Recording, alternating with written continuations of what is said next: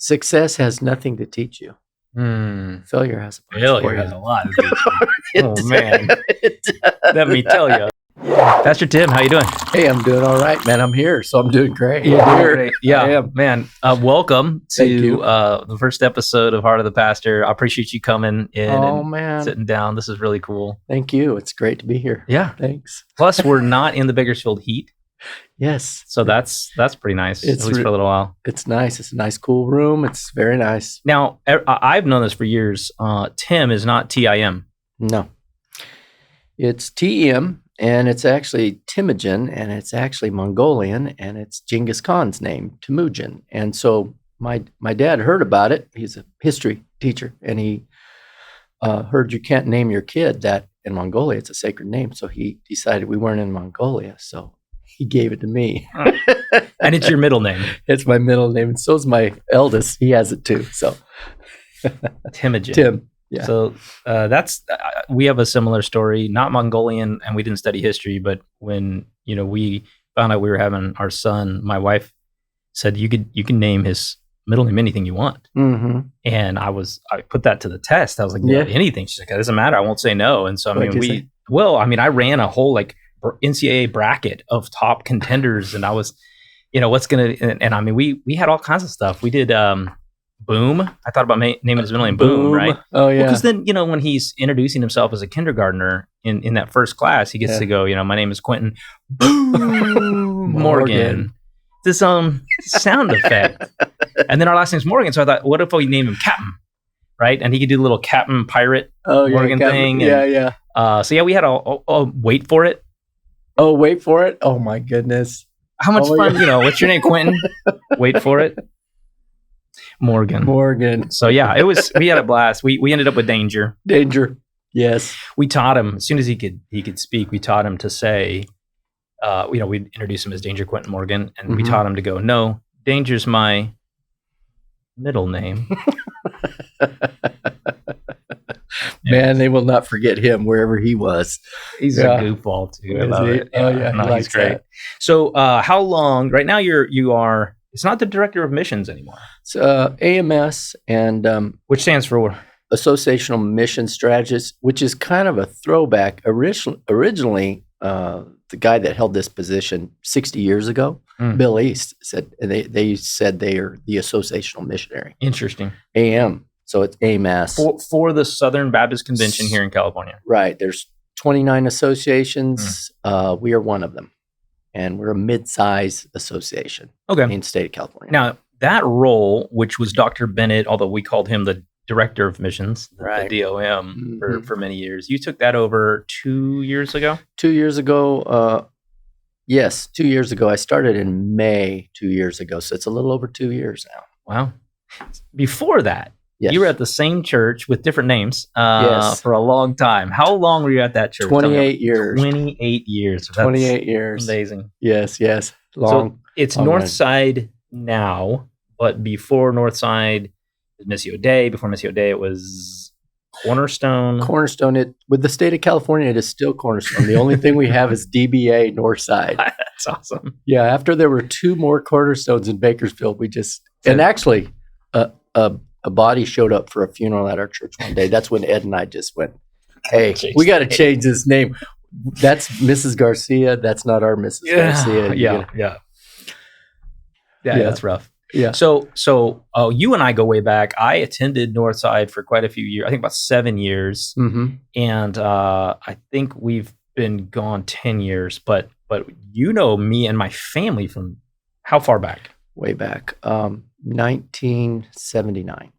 Which I would have been 1 year old. So it wasn't me you met at that point. No. No, it was Melody Morgan. Okay. And her and my sister-in-law were buddies. So my brother's wife, Pam. And anyway, I got taken to a Christian concert. Huh. Actually, I remember the band. It was a guy named Benny Hester. Actually, it was a really good band. In 1979. 79. And then I forgot all about it. And then about 6 months later, I got a phone call, and I was invited to a revival at a church, but I did not know what that was. I was just a secular kid trying to make it in the oil field, tell you the truth. Farm boy, actually, really. And you went. And I went, and gosh, that was a shocker, and I don't know what he said. I remember there was some sweat and some stuff flying. He was a fiery young preacher that your grandfather had come in, and I just started hearing something that I wasn't hearing before. I had an awareness that opened up, and that was at First Spanish Baptist on Height Street. That's right. Yeah. And that was my grandfather's church. And so you started attending there for a little while? I did. I attended there for a while, and probably about 6 months, and then I went into the military. I just knew that I had time in the oil field. I knew that I probably wanted to go into school, but I kind of wanted to see more of the world, and so I enlisted in the United States Marine Corps here, and left in May of 80. I left here in May of 80. Wow. And so, but I had intense time at the church, probably about 6 months of, and of course, your grandfather Quinn was not a slacker on preaching. He preached hot and fast. And so I wasn't understanding everything, but I was certainly, I had the feel of what was going on there, and somehow God was speaking and all that. That's all I'm saying. That's amazing. That's all. So Quentin, our youngest, is named after Quinn. I mean, nice. We decided we'd name our first son, which it took 5 kids to get a first son, and you guys finally did it. Quentin instead of Quinn, so we made a little adaptation there. You got into ministry, then you launched a church. The pilot of that church started in a theater, I think Edwards. Well, actually, we had a pre-Edwards time, about 6 months in a school, Buena Vista Elementary School, way out in the southwest. And then we went to the theater, and then we lost that. That was a fun thing. We went boom, boom. We had to, adjust. And actually, I think we spent 2 weeks in a home, a bunch of us in a home, and then we met at a Korean church for a little while, and then we got to Cal State. We moved to Cal State. So we were at the university, and we spent a year at the university, which was kind of good because we got some dormy kids coming in. Yep. And when you're starting a church, if you got college kids, it's great. And so we had a pile of them. And It was great. So I had just kind of come back to faith. I was at USC. I was going to a little tiny 35-person church that had been planted by Mosaic across the street. Mm-hmm. And I came back for this, I think it was one of the summers. I came back right after really kind of being engaged by that church, and they were chasing me. Mm-hmm. I mean, they were really at that point chasing me, and the Lord was all over me. And somewhere in that, you guys were in Edwards, and I was back here, and so we went to at least one and maybe 2 of your Edwards services. Okay. And I was still in college. So, I mean, that was the early days, mm-hmm. which is so interesting, right? It comes full circle. So you're out of pastoral ministry, but you planted a church and moved around, and then had a campus, and then grew that church, and then now working for the association. That's it. That's what happened. Yes. It's a story. It is a story. It's a ride. Kids are grown and out of the house? Kids are grown. I got 3 sons. One lives in Fresno, married. One in Venice Beach, unmarried. One in Anaheim, unmarried, but deeply, he has a lady that he's hoping to marry. And so anyway, so 2 in LA and 1 in Fresno. Well, all in California. Yeah, that's right. They stayed. They stayed close. Part of like growing up in California, you get so used to the weather being relatively mild. It's a little bit of a, like, you start looking at other places and you go spend a little time there and you go, I might move back to California. Yeah. I think there's probably a little boomerang going on. I know I still, amidst COVID and all the people leaving, I don't have the urge generally to go anywhere. Especially every time I go to the beach, I'm like, okay, which I'm headed there tomorrow, Ventura. So I'm fine. Yeah, I'm fine. I like it. Right. Well, and I would just say this, like, in fact, I'm going to end up preaching on this on Sunday. We're in 1 Peter, and we're kind of prepping our church for the election, and so we're going through what the Bible has to say about these things. And what you just do not see anywhere in the New Testament, particularly, is, hey, if you don't like the political vibes, if you don't like the political temperature, you should run somewhere else. Like it just that's not Right. everything in the new early church, both in scripture and in those what we know about the first and second century of the church, was actually running into those areas. It was going into, there's a breakout of the plague. We're going to go in and care for those people. Oh, there's persecution. We're going to go in and care for those people. So it's it doesn't, for me, line up very consistently with what Scripture calls for to continue to run away. No, I think you're exactly right. Yeah. I think that's true in the Old and New. One would be the Babylonian captivity and Jeremiah's letter to them about settle down, plant some crops, get your kids married, pray for your city. Right. And then, of course, in the New Testament, what's the prime church? Rome ends up being Rome, and they're in the thick of it. So, and of course, where would we be without Romans? Well, and two things that are become convictional for me about ministry. The first is when I open up the Bible and I read it, and I have to think about, like, First Peter particularly. He's writing this about the emperor and about the political climate during Nero's reign. Okay, yeah. And so, like, we can complain about stuff here. Oh yeah. But it feels so petty compared to what they were going through. Yeah. And then secondly, I think I have a tougher time, and this is probably just a personal weakness. I think I have a tougher time preaching to and pastoring what I would call the older brother in the prodigal son story, sort of the quasi church traditional. I'm not sure if you're actually saved or not, but you've been around a lot of religion. Right. And I think in those pockets of heavy Judeo-Christian tradition in America, the South is like this, some of the Midwest is like this, where you're not actually sure how many of these people know the gospel and know Jesus, but they've all grown up in church. I have a tougher time with those folks than someone who's completely skeptical, never heard of the Bible. For me, that's refreshing. And there's more of that in California than there is in Kentucky. Right. Yeah, I hear you exactly. I think I used to do a sermon about once a year called Cranky Hank. He's been in the church 40 years. He knows the Lord, but he's like a rattlesnake. Yeah. Yeah. I didn't grow up in the church, so my perspective was more out of church, and it took me years to understand church or have a handle on it or what it ought to be. So those two crowds, yeah, and I think it's a different angle, but it's the same problem. It's always a gospel problem, right?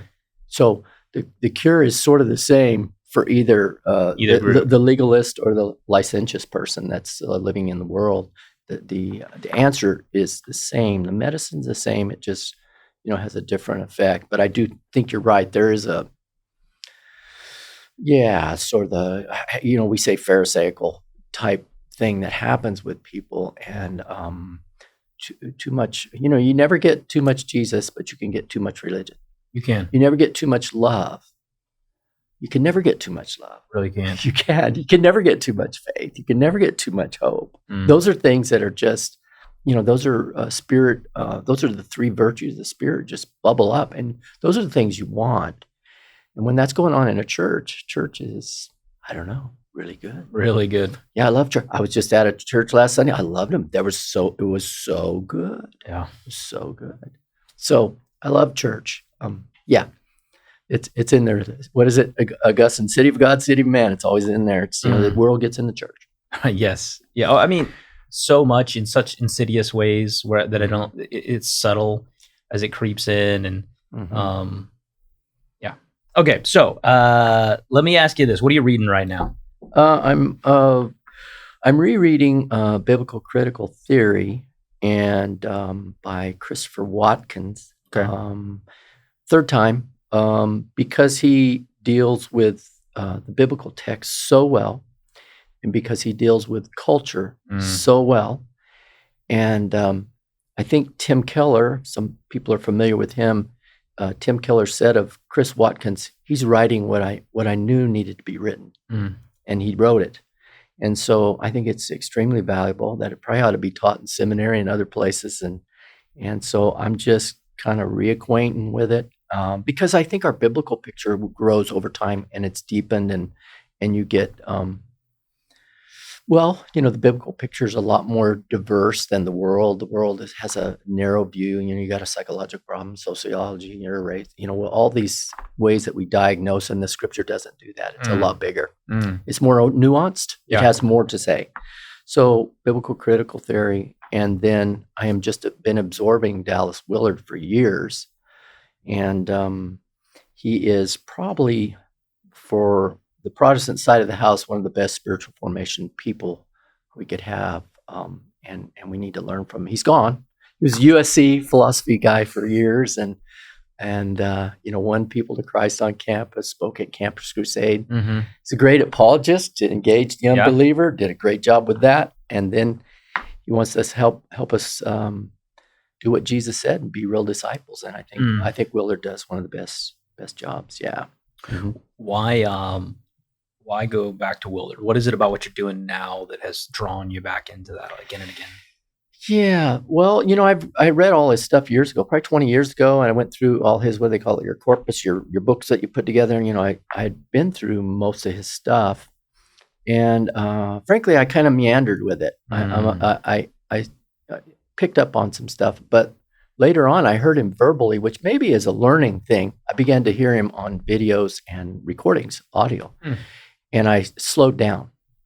So I think actually this current shift from being a pastor to being a associational missionary, trying to get churches to love each other and work together. And is that the primary thing you're working on as an associational mission strategist, is getting people to work together? Getting people to work together, it's a very Pauline position. Paul did that exact thing. Didn't call him that, but he said, I've got a gift for you. I'm going to send Timothy over to help you guys for a while. I'm going to do, there was just this constant trading of personnel, monies. And that cooperation. Yeah, it's a beautiful thing when you see churches helping other churches. So yeah, that's what I do. And going back to Willard, I would say that in the transition, letting go of church, letting go of being a pastor was really hard. Painful and total surprise, not vying to do anything else, not wanting to do anything else. I saw myself finishing up there someday. And, some things began to happen, and it was very surprising, serendipitous, it was like, oh, I never thought about that before. What? And I do what? And then, of course, doing it as an interim for about a year, I began to experience it. And in that, I started going, I need a renewal. And I just finished the new revised version of Experiencing God, which, by the way, is really good. The eldest son, Richard, helped him with that. Everybody should do that. I don't care what church you're part of. I think we've had well over 100, 150 people go through that. And here in the last 5 years, because as Baptists, we tend to lean towards cessationism, even though we're not trying to. I think, the Baptist sort of criticism, especially Southern Baptist criticism, with all of the little toes in the water that we have with the Reformation, is essentially, the Holy Trinity is God the Father, God the Son, and God the Scripture, and we kind of.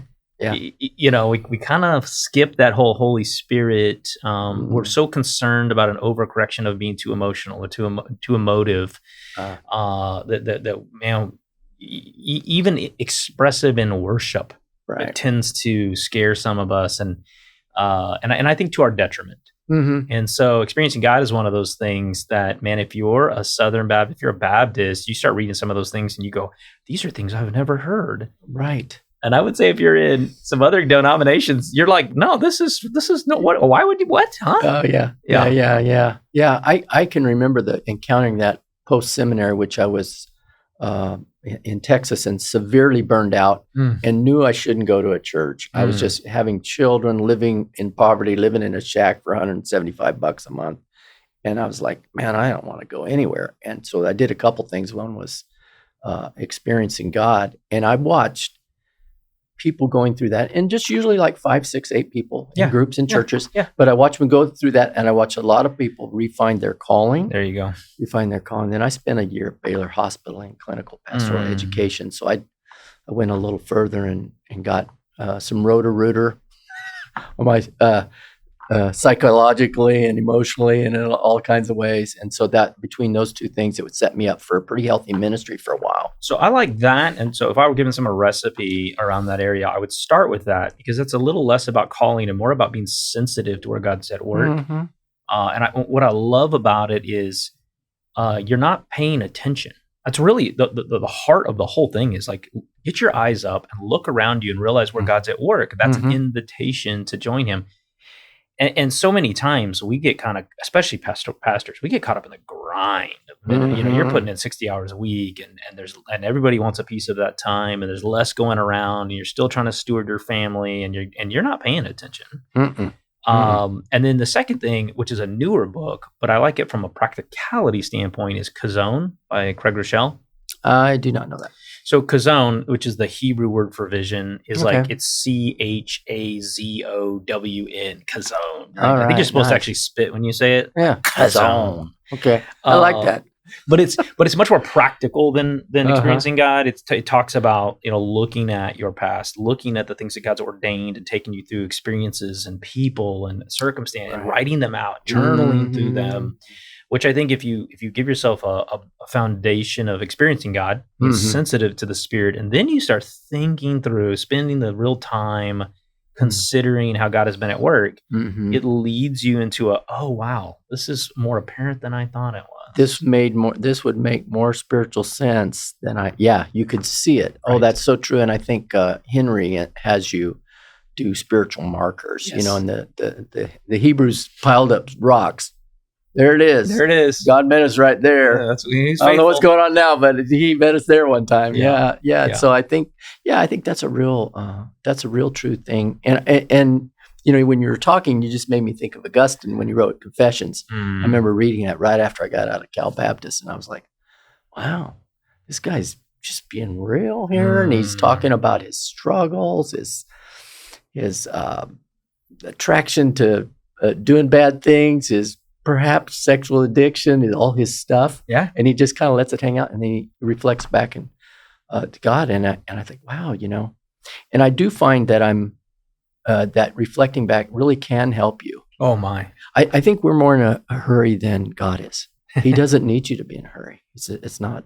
I had a younger pastor than me tell me one time, he was talking about his conviction about for preparing sermons, about sitting with the text for long periods of time. And I don't know that I really understood what he was trying to get across in the way he was describing it at the time.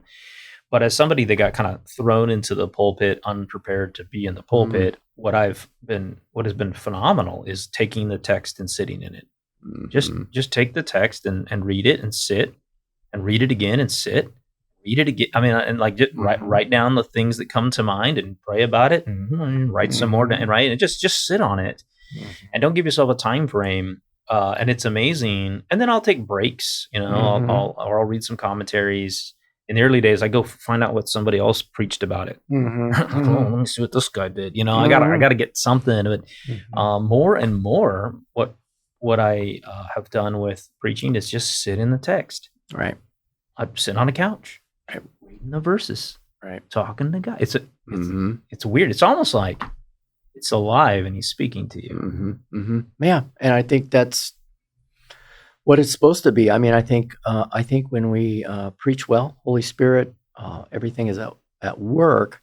That when people come here, they come to Res, that they have a change of perspective and all kinds of things. They leave changed. Just it's weekly, but they leave changed because of what you brought. And I think there's a sense that we're feeding their soul. I mean, it is. Jesus did tell Peter, "Feed my sheep." What did he mean? Right? Did he mean go get some hay? No, he meant bring the word to them, Peter. And I think you're in 1 Peter. You see that he later became, he became quite the, for a fisherman, pretty good theologian there for St. Peter. Right. Pretty good understanding. Yeah. God worked through these guys, and listen, I love reading church strategy. I love looking at what churches are doing. I love looking at how they're engaging culture. I love learning. I have one of my deep convictions that someone else taught me was when you stop learning, you might as well die. The moment you think you don't have something to learn, and I've experienced this not only in my own life, but in people as I meet them, other pastors and leaders, the learners are the only people I want to be around. Everybody that doesn't have a sort of a burning desire, inquisitive desire to learn and is curious, I go, I think that's where pride creeps in. Because the humility says, my God, there's so much I don't know. And pride says, I'm good, I'm done, I'm there, I've arrived. Yes. And success does that to us. It's very intoxicating when we do well, when we hit a certain number in the church, when we, whatever it is, money, buildings, people. Yeah. And it's true for everybody, and so that's always a thing. It is always a thing. I think I heard a man say that, success has nothing to teach you. Failure has a lot to teach you. Oh man, let me tell you. Yeah, I know. I've got some great failures I can rehearse. I was listening to the, they did, this is about 3 years ago, they did a whole podcast on the rise and fall of Mars Hill. Oh yeah. And I listened to that, and one of the real damning quotes from Driscoll at some point was they were trying to find a mentor for him because he was growing so fast. He was so young. Yeah. And they had recommended a guy who I forget who it was, but it was somebody even I reckon. I was like, oh, that guy would be great, right? And he said, I can't learn from anyone who has a smaller church than I have. Yeah. And I went, oh, goodness gracious. Are you kidding me? Yeah. I mean, wow. Yeah. And I think we see that. I mean, we see that in all kinds of, the mega church movement. You see guys that are incredible, and then they make those mistakes because they all have clay feet, and all of a sudden they do something. You go, wow, that guy was great for 40 years. I guess it's the finishing well thing. Oh, what's that look like? And what is, you got to ask yourself, what is success? And I think it's Chan that said, I would rather God kill me and take me home than me have a moral failure. Like just let's die and get it. It would be better for the church. It'd be better for my family. It'd be better, And I hear that. Oh man. Yeah. I mean, you see the devastation of moral failure and not finishing well. And Chan's going to a small church and just being a pastor of that and letting go of the thing, So it was Pastor Russ that taught me, you can learn from any conversation. There's always some meat on that bone, right? Even really bad interactions where most of it's not true. It's your job to be the learner, to find the little nugget of truth. So there was some value out of a bad conversation. And, sure. And I think back to the number of times non-Christians or nominally, incredibly shallow Christians have said something that was so profound. And by their character, I would have dismissed them outright. Right. I would have gone, man, there's nothing to learn from this guy. And I remember a guy coming to me after a sermon real early on, who is just, his life is such a display of hard-heartedness and shallow Christianity. We was kind of know, poor character guy. Yeah. And he said something about the way I preached, and I remember wanting to dismiss him because of who he was, right? And then thinking about what he said and going, wait a minute. It's stuck in your head. It was like cracking open a fortune cookie and waiting for the cheesy thing, and then reading something profound and going, what? Oh yeah. And I still remember it. That was 10 years ago. Was it Balaam's jackass, right? Yeah. And I like the God can draw a straight line with a crooked stick. Don't worry. That's good. So I hear you, and man, so often, and I think the longer I've been in ministry, the more eager I am to listen and listen carefully. Yeah. I'm trying to do that all the time. Well, that is a passion. Especially your job now. I mean, gosh. Oh yeah. Cause we have, 60-ish churches, and most of them have multiple congregations. And so there's 100 plus pastors of some kind, and big, small, this ethnicity, but they're all pastors. Wow. I have found I really like pastors. You need to in this. Yeah, you do. Well, it was odd. That was part of the calling, was like, wait, I like this guy. Yeah, he's kind of a mess, but I like him, and I see what he's doing. You're meeting with 50 to 100 pastors that you're building relationships with across 60 churches in this county. So what are you seeing in Bakersfield, in Kern County, in the culture here? So forget California, forget the U.S., just here. Like and granted, I'm sure there are forces and pressures from the state and the country and the culture that are driving what you see. But what are you seeing here that we've got to adapt to as pastors, as church members, as church leaders? But what do we got to keep our eyes open for? What are these changes that are coming that we need to be preparing for? Mm-hmm. Well, we have a lot of churches that are thriving crazily. And then we have churches that are empty. Wow. Or 2 or 3 people. Gosh. And they have an incredible facility. So we have sort of this, and so I guess, my... Can I ask you, what's the divide? Like, I got thriving churches in the same county that I've got dead to dying church. What is the line there? Like, what do you see? What's the difference? Well, I think you probably, one of the answers I think that comes with it is it has those churches, and I think it's true, and I experience this myself. Those churches have a history of transitions that were not made well. Oh, okay. And there's a loss, and there's a loss, and there's a loss, and over time, you find yourself, with a remnant, and so you're trying to figure out, what do you do? Do you stay and battle it out? Do you sell the property? What's this extreme? I heard a guy, we were talking about a church that was struggling, and a guy said, it's time for auction or arson. Wow. Auction or arson. Yeah, that was kind of drastic, and he was being funny. Yeah, we were all like, wow, I can't believe he said that. But so I think there is, it's in the history of the church itself, why they're where they're at. Now, we got changing communities. And I am clear that we have a massive migration here. Okay. Because I go in all the stores. I see the people, and it's changed. And so we have some probably Spanish-speaking work that needs to go on. Okay. And I'm dealing with some of those right now. We are planting right now. Yeah, and you have a resume now around the county of the successes of Spanish-speaking congregations and Spanish-speaking plants. So I think that's one of the challenges, and I think that also the richness of cultural blend that we need to keep embracing and not be afraid of it. Keep embracing, and also helping other churches. I think probably one of my regrets in ministry is that I didn't get out and help other churches when we were doing so well.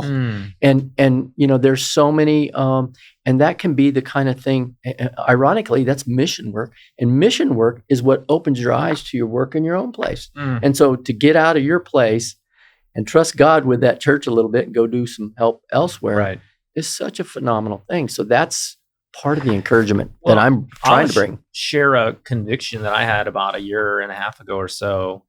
What it really began to build in me is I realized, just based on our church size, and this is not a huge church, right? Right now, we're probably running 400 to 425 if you count kids, which we're Baptists, we count everybody. That's right. And the dogs. Count the dogs. you drive by on your bike, right? I'm like, there's another one. Yeah, that's right. And so it's not huge, but that number puts us in this top 5 or so % of churches in the U.S., which is weird.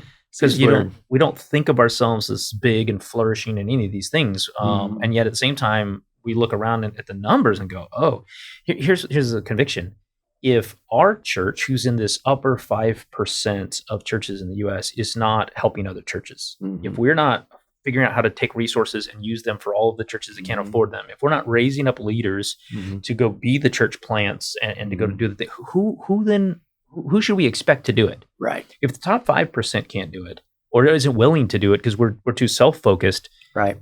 It's a cycle now, a vicious cycle of kind of being so introspective and inward focused that you can't. You mentioned this. There are churches that are empty right now, and I believe it's in my church and any church that has begun to flourish, it's our responsibility to raise up leaders with an open hand, not just for our church, so that we can send them out. I think that's a very biblical, rooted concept is your job is to send them out, Send somebody, not to hoard them in. And we're hard at work trying to figure out what that means, what that looks like. Yeah. I think so. I want to testify. I want to brag a little bit on our churches.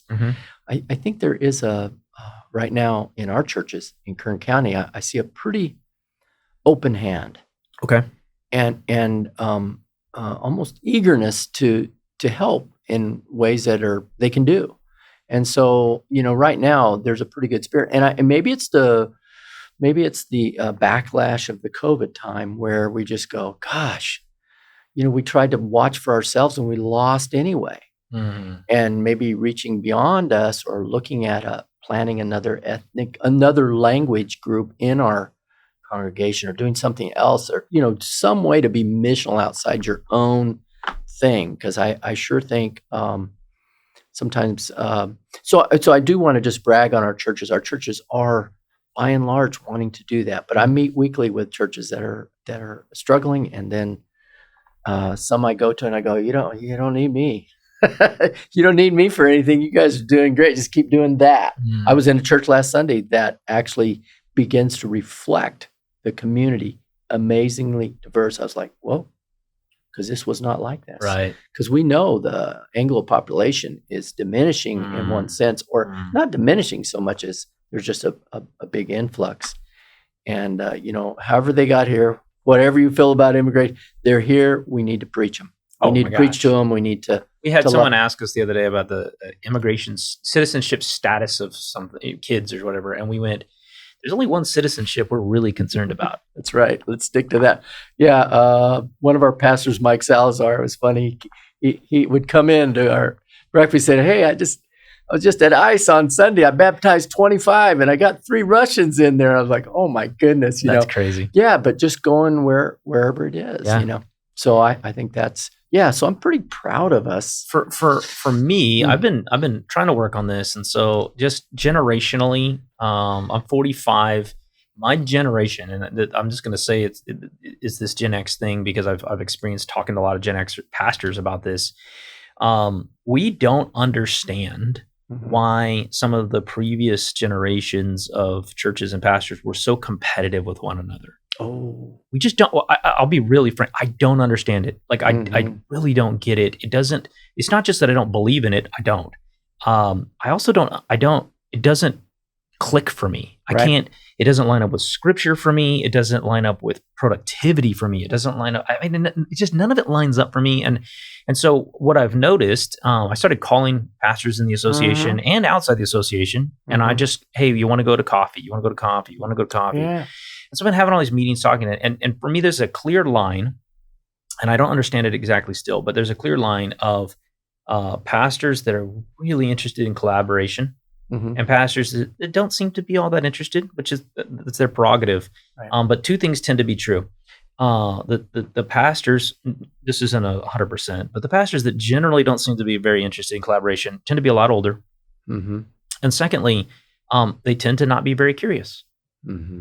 And so the pastors that are interested in collaboration, they tend to be really curious. They're learners. You ask them what they're reading. Oh man, let me tell you about all. I'm listening to this podcast, and I'm like, oh okay, I'm writing down. What can I read next, right?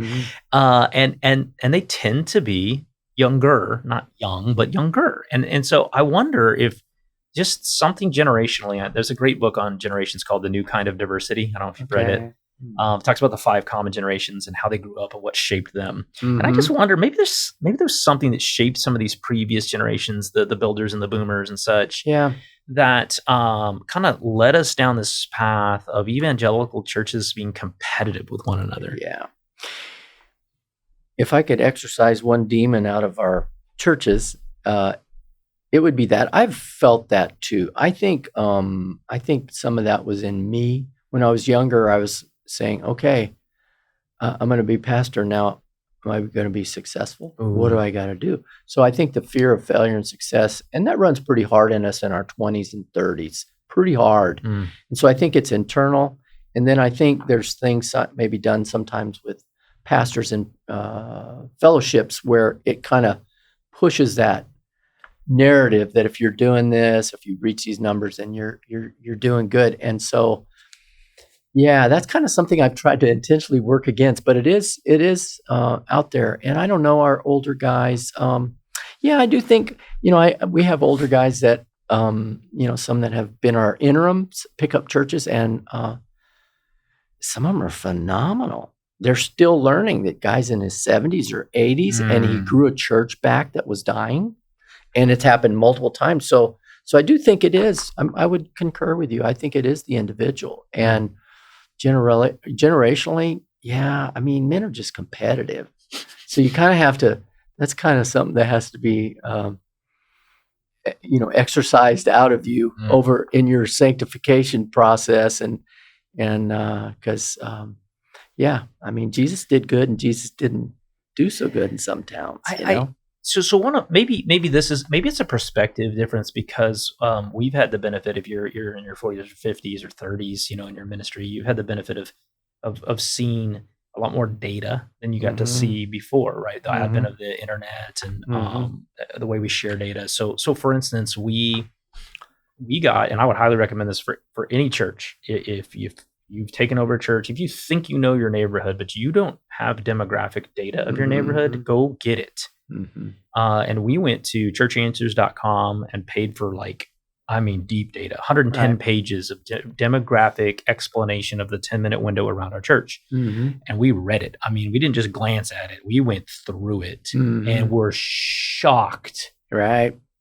We were shocked. It broke so many misconceptions for us. Right. And I wonder how many churches are still trying to reach a neighborhood that doesn't even exist. Yeah, it's like you're shooting arrows at a target that's over there, and you're shooting over there. You keep shooting. Yeah, we have I guess a way to highlight that is with the ethnic churches. We have a guy that went into a neighborhood, and there was about 25, mostly Anglo in that church. And then he went and walked the neighborhood, and every single door, maybe one wasn't, all Spanish and Spanish speaking. So immediately, he had church planning background. He immediately went, well, I need a Spanish pastor. Boom. And worked at it, and ended up doing a really good work over a number of years. But I think God works in the reality of the tension of the real situation, not in, a figment of our imagination of who unchurched Harry or Mary is. I think you got to let go of that. Just go for the raw data. That's great. Yeah, I agree. You better know what's out there. Well, and it changed so much of what we were going to do.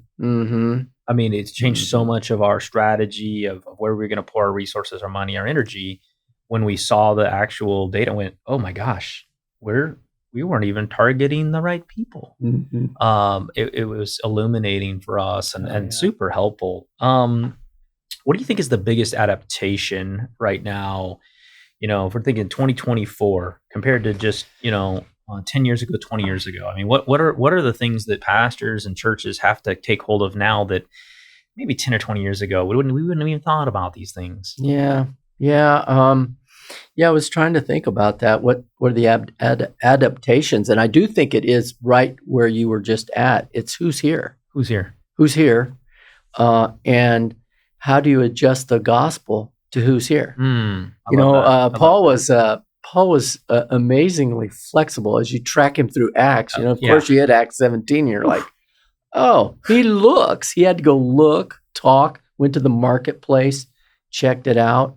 Investigation, curiosity. Oh, yeah. I met with a group that's tied to the university professor people about the gospel on the campus. And there's a environment there. And you got to know it. And so I think you're exactly doing the right thing. You got to know it, and then adjusting the gospel to that. And it's not that you ever change the gospel. No. It's what are the touch points for the gospel. And I think probably one of the things that we need to get used to, maybe, and I don't know, might be politically tied too, is that when your community doesn't like you because they don't agree with you, that's okay. And, the early church constantly took hits.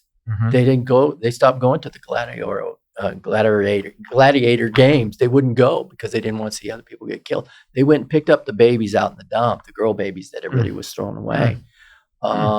They had they had a pretty serious sexual ethic and all these things, and the poor and the sick, and that we can take a clue from the early church. So don't be afraid to reach out. Don't be afraid to take the slap. Right. So I think that's a constant adjusting, because we gotten used to be popular in America. Christianity's popular. I think that's a big one right there, right? Mm-hmm. Dealing with the fact that the culture no longer looks at the church as a positive thing. By and large, it doesn't have a positive view of the Bible, positive view of God, positive view of the church, positive view of Christians, and the surveys and polls back this up. And I would say, like, you have to make adjustments in the way your church is going to strategize in the delivery of the gospel, if that's the case. What I noticed in 1 Peter, when he talks about through our good works and submission to the government, which is weird, right? Yeah, so we don't like that. Yes. But through our good works, other people are going to see God and glorify God. And so I think that you've got to be able to engage your community. There's a great line, I think it's from Tom Rainier in his book about dying churches or something. He says, if your church went away today, would the community even notice? Right. Meaning, do you make any sort of tangible impact on the neighborhood around you? And so I think there's a challenge there in this new culture of sort of Christian anti-church of saying, can we make such an impact in the community that even though they disagree with us, they can't help but go, man, those guys are doing good work. That's right. I don't like them, but yes, no, I think that's the salt and light. I think that is probably something we got to continue to work at, and at the same time, not curating or cutting out gospel necessities, and there is certainly no change in the gospel, and so I think if you're doing that, you're doing the good works and willing to take the hits and willing to be concerned about the poor. I think Tim Keller has a little book about we tend to get polarized on certain things. There's a list of about 5 things, sexual ethic, the poor, just some things that if we can address those issues in the community and they know we're concerned about the poor, and at the same time we'll have a harsh stance on something. Yep. That's really how you know you're being Christians, is you kind of bother everybody a little bit. And that's the salt, you know? So I think there's we kind of got to stand our ground and just do it in love and engage and take the hits when they come. Absolutely. Let them take the slap. I love it. What do you love about the churches, particularly the thriving churches in Kern County? What do you just love about them? Well, it's wonderful seeing the unity that you see in those thriving churches. There's sort of a overriding purpose that is obvious in the church. And I would say we have more thriving than not. Okay. I mean, literally, and even if they're just a certain size, but if they're thriving, if there's fruit. Yes. Because we're required fruit. There's no number requirement. There's fruit requirement. And so, I think there's an overriding enjoyment of the purposes that they're doing.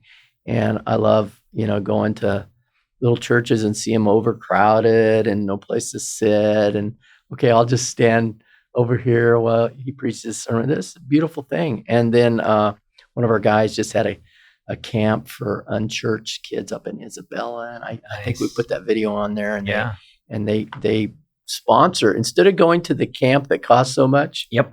They sponsor a camp in their location. Of course, Isabella has that big lake and some other things, but reaching out and engaging. So I think that is probably outside the church wall engagement is something that needs to be regular for us and not hiding in our huddles. That's awesome. What do you see as things that churches are doing or could do, over the course of, let's say, the next 12 months? So you have a church, it's not thriving necessarily. You're giving some advice of like, man, here's a couple things that we just right now in our culture in Kern County, we see, man, if you'll begin to push into these areas or push into these things or begin to do this stuff, man, you can begin to make a difference. You turn the tide here. Right. What would that pastor who takes the job at the church, moves into Kern County, meets with our associational strategist and says, give me the skinny, what would you tell them? Yeah. Well, if they're a smaller church, I would say figure out what in the world your strengths are and your gifting. I mean, that's simplistic stuff, but actually pretty profound. Figure out who you are and then look hard at your community. Go ahead and do the data research like you guys do. Look hard. Who's there? Well, are we going to meet? Well, how can we meet the ones that are here? And I think that's a huge thing. I was sitting with a pastor and it was interesting. And he was had been at several churches and grown them. And he was just good at it. He's an old preacher boy from the South. You got to like those guys. It was interesting. But anyway, they moved to a new area of Utah. And his wife was in her 50s at the time when they went, early 50s. She took a job at Starbucks. And she worked at Starbucks for 5 years. And they grew that church. And his wife was willing to spend 5 years at Starbucks in your 50s.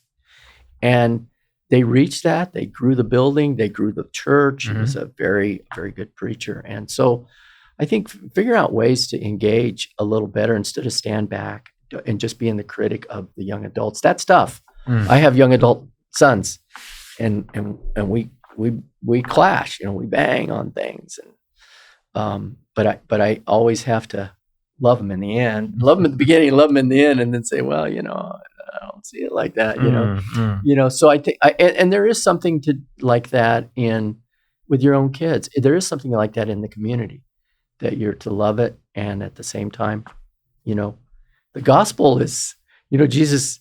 They either loved him or they did not.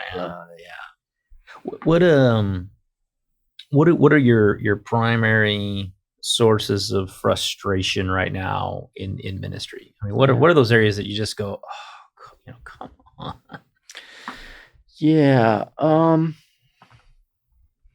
Well, I think I have a slight advantage of coming into this job after pastoring for so long. Right. So I'm going to say this: pastors don't really irritate me, no matter what they do. I still kind of like. A lot of times I've left laughing. Oh yeah, I know why he did that. Anyway, so I guess I'm going to go back to what you said. I think I would love for all pastors to be learners. I'd love them to want to know how to preach better. I don't care if you're 75. I would love for them to want to understand their young adults' culture right now, as crazy as it is, as demonic as it is. I want them to engage culture, gospel, the biblical text again. I think all those are incredible. I remember being in seminary in Southwestern. There was a 70-year-old, 8-year-old Canadian guy who had a brogue. He talked like that, and his name was Jack McGorman, and he was engaged as a man could be. He was learning from his students at the largest seminary in the world at this time. He was learning from his students. And so if I had it's probably my own bias, but if I had a bias, I'd have them all learning, because I just know in the end, they'll preach better, they'll minister better, they'll disciple better. And of course, I guess the other thing, and it's just right out of my experience, I would want to help with, we don't use it a lot in Baptist Circle, spiritual formation of ministers, because there is a unique thing that happens when a person becomes a minister, when the hat goes on. Yeah. And actually it goes on your wife too. And she didn't know she hired herself. Yeah. But she got it. I'll say one story. So my wife and I, we moved our church to a property, and so there was a congregation there, and the minister was leaving and everything, and it was all good. And I love these guys. I love them all. But the previous pastor's wife always wore hats and flowers, and she had a tambourine. And my wife came in, and she doesn't wear hats, and she won't do a tambourine during the service. We're a little more Pentecostal type church, but which you're not going to do in a tambourine. So I'm just saying, don't be afraid to be yourself. Was that an expectation? Were people like, where's the tambourine? Well, a little bit. Church people are weird. Yeah, they'd say the previous guy did this and you'd be doing that. No, you have to, you just have to kind of own that and say, I can't really do that. I don't know. Yeah, that's not something I'll do. I read a really good thread on X the other day from a pastor who was saying, hey, he's noticed some things that God forms in pastors, as he calls them, into pastoral ministry over time. And it was very insightful, just his kind of observation, because one of the things I really, really liked is he said, as God begins to form somebody and change them in the pastorate, he begins to give them this unparalleled amnesia. Because pastors get hurt and wounded and criticized and slandered and gossiped about and let down so often, they shouldn't make it. And yet, for some reason, what God kind of builds in them is sort of this amnesia of going, and moving on, You'd think they go to another church, they take so many hits, right? Yeah. But they don't. Right. In fact, it kind of becomes sort of like water off a duck's back after a little while. Not that they don't recognize the wound, recognize the offense, but it's like, okay, Yeah. Exactly right. Exactly right. And I think when the forming of the pastor inside is going the right direction, they become more and more like that. I think 2 DOMs back, he said, Bill East said, you need a rhino hide and a tender heart. That's a good pastor, rhino hide. And I recognize that so much. And matter of fact, I feel that it's even more than that, in the sense that you're looking for an opportunity to bless the person who hurt you. It's a step further. I find that, and God gives me those opportunities where I know you gotta love them and bless them, And so, because that's gospel-y. Yeah, that's what is it? Cruciform. That's cross-like. But then it becomes a joy to do it. I had a young guy I worked with a long time ago, musician, and anyway, we had a thing, and I had to, so there was a thing, and I just happened to see him after about a decade. He'd been touring or something, and I just saw him and got to love on him a little bit, and it kind of shocked him, and I think that's I don't think that was me. I think that was what God does in us and through us, and I think pastors have a unique role. Yeah, we got to stay there when the hits are coming, and we got to get back up. We got to preach right into the wind again. Right. We got to love in there, and it helps people. Yeah, I think in the end it helps them. It does, and they go, I want to be like that. Yeah. Yeah. If you had, and I didn't ask you this question before, but I think this is germane. If as you run into a pastor that looks like they're headed down the burnout category, I mean, you sense it, you smell it, you see it. What are your steps? What are things you're doing when you see that in a local church? Right. Well, we have a pretty good support system, and that's the advantage of the denomination. Otherwise, you're always dealing with some parachurch organization that has a little bit less buy-in. But so with our state office, we have counselors. Of course, we're always set up. We have counselors available to keep pastors' marriages together. We send pastors to a retreat at the coast every year. We pay for it. It costs us thousands and thousands of dollars to send. I think we sent 10 couples this last. So keeping the marriage relationship good, and it's not that hard. They just need time away from it. That's a big part of it. We're not playing psychologists with them. And so there's that. And then I think you brought up what you brought up is important. I think we need a little more intentional ways and more frequent breaks for pastors to just identify where they're at, because they don't have anybody that gives them the room to do that.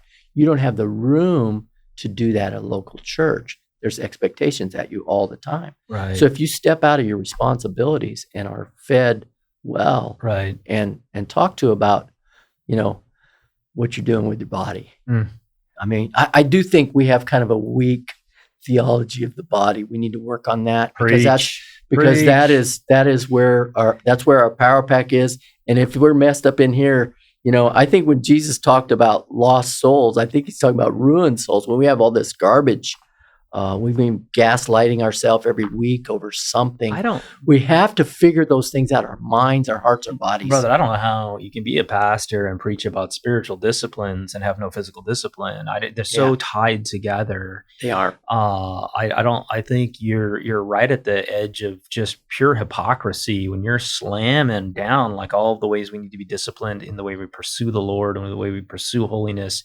But oh, by the way, I don't pay any attention to nutrition or my diet or my exercise or my body or my health or all these things. You go, brother, you can't. Know ye not that you're the temple of God and the Spirit of God. 1 Corinthians 3:16.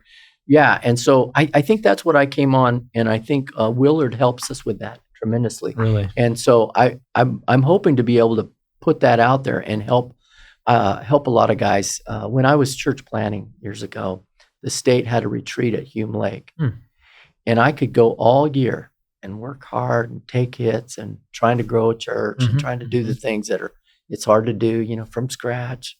What a silly thing. And then I'd go to that retreat at Hume Lake for about 3 days. And every time God would restore me, I'd leave there full of love for all those people I was working with. And I think we probably need more frequent, intentional breaks for pastors and to take time. And probably they need to do that with their spouses quite a bit too, because the spiritual formation of the spouse has to be going on, because women they're just not us, and they don't see it the way we do. But they need the same thing. In essence, they do. So I would have a more frequent pullback for ministers and some intentional good teaching.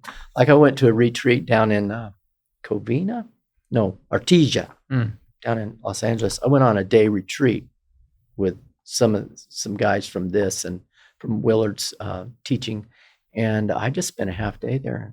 Wow, God restores. I hear it because I've been walking through that, particularly in the past 3 years, more than ever before. Simultaneously as we lost our senior pastor, and I didn't just get elevated into the pulpit and into more of a leadership role. I also lost my mentor, because that is the same guy. Right. And so, finding a mentor as a lead pastor, senior pastor, it is insanely hard. I had people ghost me that I'd asked, I'm searching for how are we supposed to do this? It's not the type of, we're less of a denomination, more of a cooperation. Yes. And a hardline denomination is going to assign people and, you answer up to this guy, whatever. We're so loosey-goosey that it's like, man, I've been 3 years. I've been working on that, right. Having the church help me pay for going to retreats, going and learning in places. Oh, yeah. Investigating what the SBC in California has, as ways to actually get this coaching working. And to me, one of the most, I don't want to say it was depressing, but it's frustrating it'd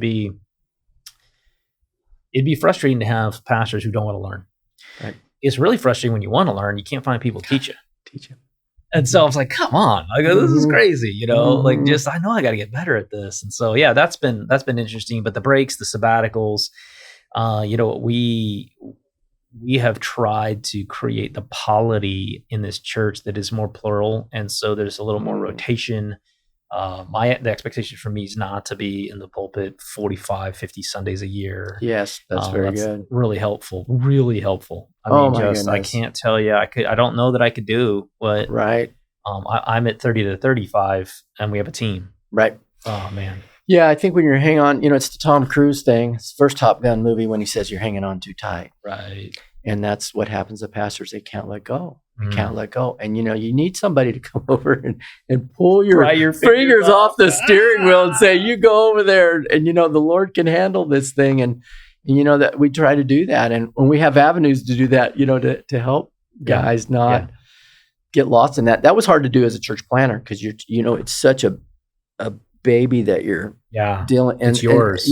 And you go, okay, here's what I'm going to do. These 100 people, and your emotions rise and fall with little things in the church. Yeah, and so probably if I had it to do over again, for sure, more frequent separations. I did open up the pulpit early on. I didn't, lots of, but I think more frequent breaks, because you can still be there on a Sunday. Yes, when someone else is preaching, and sometimes you need to not do that. No, agreed. Yeah, I think that's a huge health issue. I only have one question left for you, but is there a question I should have asked you? A thing that you're like, man, I wish we'd talked about this. Yeah, you're kind of what do they call that in computer world? You're pinging on things pretty good. Yeah, I don't know. I think we're doing well. Doing good? I really don't. It'll probably come to me. I'm usually the meeting after the meeting guy where I go, oh, I know what I'm gonna do now. I didn't know what I was gonna do in the meeting, but the next day, and actually I'm comfortable with that because usually I do a lot wiser reaction. I think letting God. One of the things I still like, and I stole it from Eugene Peterson, and then I stole another one. We're all just made up of all this plagiarism. Come on, get over yourself. And so the tohu wabohu of the chaos that God looked out and saw. Now there's another word, chosik, and darkness. And I said, some days are tohu wabohu. I mean, it's just things are out of control. This is, what are you going to do about this? I can't believe they did that. Oh, I'm struggling. And then just knowing that, going to bed with that at night and saying, God, talking to God, today I trust you for whatever's going to happen with that mess I left, but I did all I could. And I just came home, ate with my wife, kissed her, hung out for the evening, went to bed. Let me give you the quote that I heard. That's that version of that. It was from Mark Clark years ago. Okay. I was watching something old that he recorded, and for non-pastors, it takes a little bit of an explanation because you need to understand the two theological terms. One's called Arminianism, and that's essentially where it's a little bit more works based, and it kind of you have to earn things, and it's kind of up to us to do. Maybe not so much earn salvation. I don't think they would actually explain it that way, but maybe really participate pretty hard with a lot of effort in your salvation. I mean, really hard. And so some of it's kind of up to you and your free will. And then the Calvinist is a little bit more, hey, God's sovereign. He's already taken control. He's predestined everybody. And you can go to the extremes of both of those, which is here's the line that makes sense, especially if you understand those terms. The line's this: I want to work all day long like an Arminianist and sleep like a Calvinist. That's right. That's right. No, that's really good. Yeah, when you're describing that, I was thinking of Luther. He said, don't fall off the saddle in either one. Just trust. Right. Yeah, golly, common grace, the sovereignty of God, God's providence, all those things are at play. But I want to work every day like souls are at risk because they are. Mm-hmm. I want to work like that. Yeah. And then I want to go to bed at night completely confident that God's in control and that I did my best and that I didn't fall short because, hey, Jesus bled on the cross for all of my failure, my sin, my lack of getting things done, my mistakes, everything else. I'm going to sleep great. I'm going to get up tomorrow. I'm going to work like everything depends on me, and I'm going to go to bed like it doesn't. Yeah. No, that's good. Two thoughts I had. One was in this Calvinist Arminian thing, and if in Southern Baptist we produce the more Reformed people than anybody right now, and so I want us to be that bigger tent where we work with people that are more Calvinistic or whatever, but as long as we're working on the gospel and being able to love people, know that if we're all preaching the gospel, that's the main thing, you know. And then I was thinking on the retreats, and pastors getting care. I was thinking about Paul for just a minute. I go, Paul never got to go on retreats. And I go, oh, wait a minute, he did. It's called jail. Yeah. Also, travel sometimes took so long. Oh, yeah, travel. You got plenty of times that you got your reflection time. Yeah, that's right. That ship across the Mediterranean. You could go take a 20-day trip to get somewhere. You got some reflection. Yeah, you need that too. Yeah. Last question. Biggest, wildest dream that you have for churches in Kern County? You're looking forward 5, 7, 10 years. I mean, if God moves in such powerful ways that everything in your imagination is fulfilled by works of God, what does it look like? Well, I would say that all the churches are, what does it sound? That sounds like Garrison Keil. All the churches are happy and the children. No, all the churches are thriving and growing, that we shut down no buildings, that we continue to grow churches. Love to have a significant work that's tied to the university, because I think that fills a gap that a lot of us have a hard time filling. that the churches, we continue to add, I would just say this, we continue to add churches regularly.